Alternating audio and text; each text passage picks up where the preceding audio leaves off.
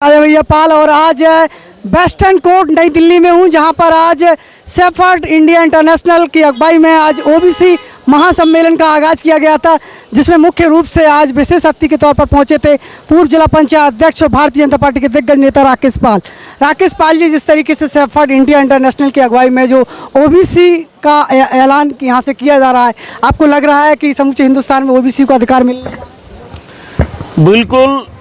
देखिए, जहां ओबीसी की हम बात कर रहे हैं, ओबीसी में अगर इसको हम ओवरऑल देखते हैं तो ओबीसी में एक तो मोस्ट बैकवर्ड और एक बैकवर्ड, पिछड़ा और अति पिछड़ा। तो अब आवश्यकता है हम लोग जिस एक क्लासिफिकेशन है, अगर उसको बाइफरकेट नहीं करेंगे तो ये सब जो 6000 जातियों में ये पिछड़ा समूचा पिछड़ा बढ़ गए, तो स्थितियां क्या हो रही हैं, जो बहुत आगे है वही उसको लाभ मिलता जा रहा है और जो बहुत पीछे है वो पीछे चला जा रहा है।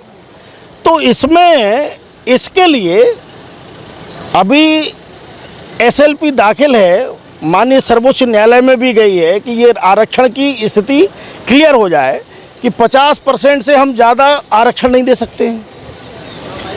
हम उसी में एससी और बीसी का आरक्षण है और उधर अपने आप दूसरे तरफ ऑटोमेटिक 50-49% का आरक्षण होता जा रहा है। तो इसके लिए जब तक ये स्थिति सरकार इसकी स्थिति क्लियर नहीं करेगी, दूसरा आरक्षण तो दबे कुचले और ऐसे, मेरा दूसरी तरह का मानना है, हम दया भाव पे जीने की लालसा ना करें।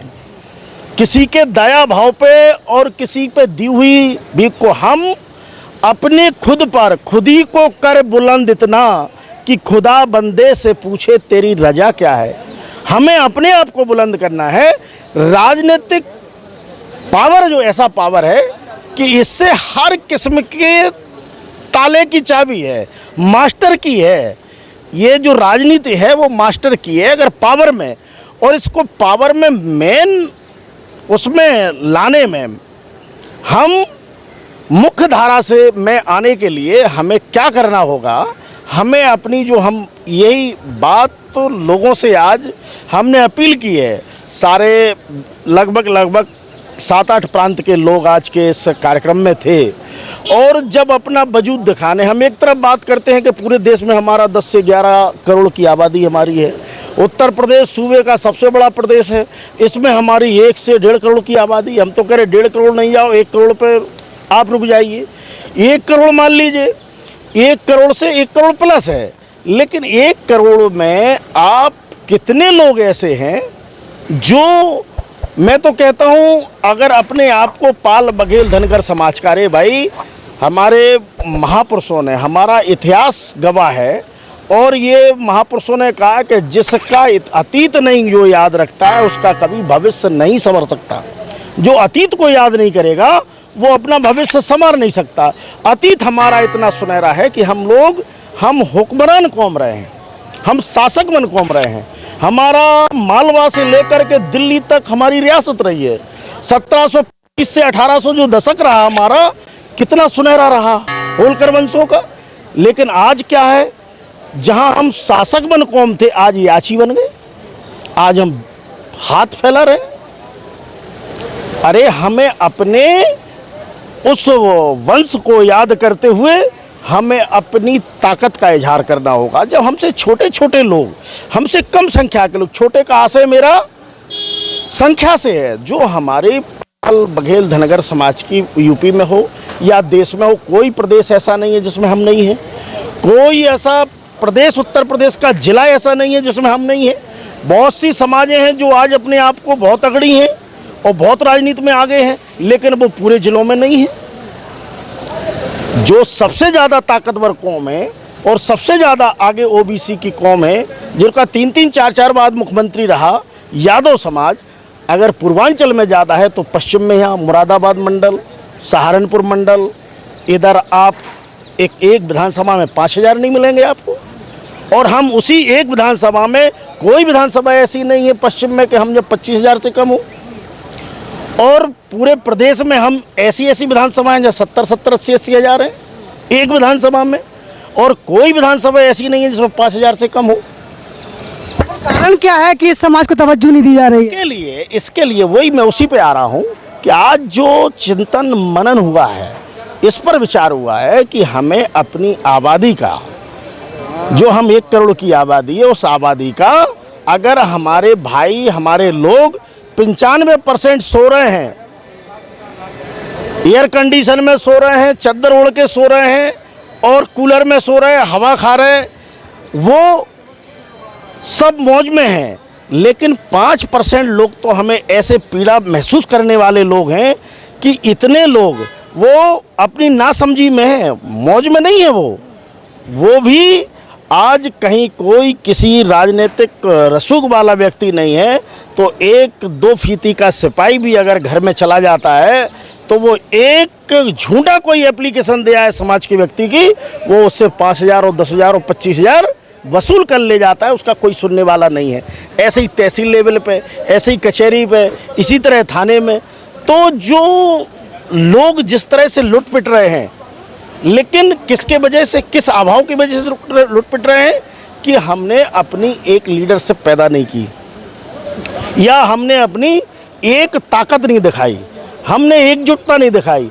उस एकजुटता ना होने की वजह से अगर राजनीतिक रूप से अपनी ताकत बनाई होती, तो जिस तरह से और अन्य समाज ने अपनी राजनीतिक रसूख हासिल किया है, अगर हमने कर लिया होता तो हमारे लोग भी ताकतवर होते, हमारे लोग भी जागरूक। तो हम लोगों ने आज खास तौर से इस पर ये किया है कि आगे आने वाले 2024 का जो पार्लियामेंट का देश का सबसे बड़ा चुनाव है, उस चुनाव के पहले हम अपनी ताकत का इजहार करें।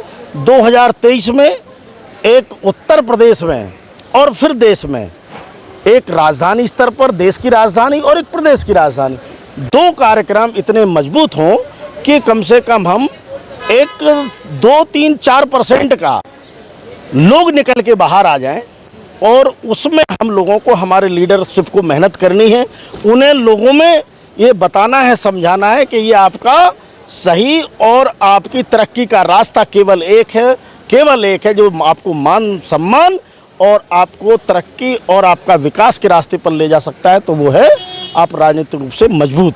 तो उस पर हम लोगों का आज ये मंथन चिंतन मतन होके आगे की रूपरेखा। तो आपके चिंतन में आज वेस्टर्न कोर्ट में आपका चिंतन शिविर था, तो जिस तरीके से मध्य प्रदेश की भी बात हुई, मध्य प्रदेश में 14% आरक्षण है, 27% जो आरक्षण था वो नहीं है, तो तमाम प्रदेशों में जो जिस तरीके से भेदभाव जो किया जा रहा है, इस बैठक के बाद क्या कुछ करने वाले हैं आप?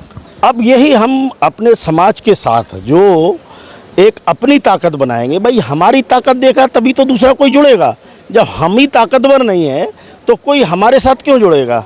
तो हम अपनी ताकत को दिखाते हुए, जब हम अपनी ताकत से दूसरे लोग देख करके जुड़ेंगे, हम पावर में आएंगे, अपनी ताकत को सशक्त करेंगे, तो फिर सारी के सारी सरकार से भी जब हम ताकतवर होंगे तो निश्चित रूप से हमारी वजनदारी से सरकारें बात सुनेंगी, और उस जब सुनेंगी तो उस पर अमल करेंगी।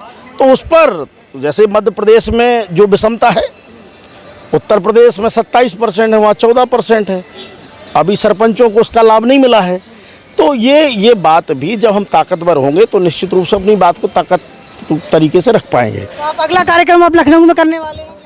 हाँ बिल्कुल, ये हमारा प्लान है। इस पर जो चिंतन मनन हुआ है, और आगे हम लोग अब इस पर मंडल स्तर पर ये और मशवरा करेंगे। अभी यहाँ तय हुआ, अब मंडल स्तर पर जो हमारे प्रदेश के 19 मंडल हैं, उन सभी 19 मंडलों में हम लोग जाएंगे और वहाँ उस मंडल को इकाई मानते हुए वो तैयारी शुरू करेंगे। जनगणना की मांग करेंगे?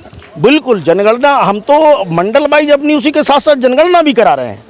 मंडल में जिसमें देंगे उन लोगों को उन जिलों में अपनी राजकीय जब होगी हम अपनी परिवार रजिस्टर के साथ उनकी जनगणना, उनका लेखा जोखा हम लोग मंगा रहे हैं, और मंडल स्तर पर तय करके ये हमारी संख्या और हमारी जनसंख्या तय हो जाएगी।